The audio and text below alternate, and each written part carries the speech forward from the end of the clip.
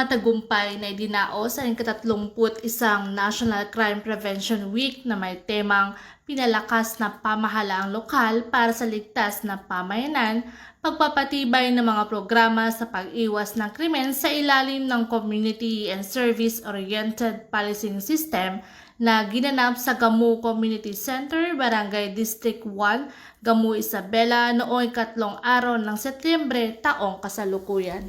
Pinangunahan ito ng Police Regional Office 2 sa pamumuno ni Police Brigadier General Roy B. Parena, Regional Director, kasama ang Gamu Police Station sa pamumuno ni Police Major Louis J. T. Felipe, katuwang ang Regional Community Affairs and Development Division na pinangungunahan ni Police Major Baby Rose P. Kahulaw at Police Captain Terence T. Tomas. Layo ng programa na palakasin ang ugnayan ng pamahalaang lokal at kapulisan sa pagpapanatili ng ligtas at mapayapang pamayanan. Dinaluhan ito ng mahigit 70 barangay officials at miyembro ng Barangay Peacekeeping Action Team.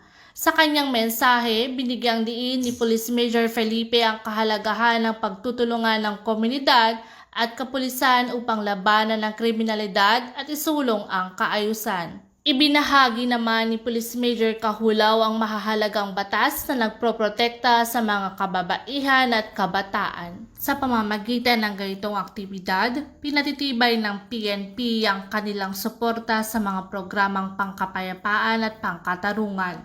Layunin itong patuloy na itaguyod ang isang ligtas, maayos at maunlad ng komunidad para sa lahat.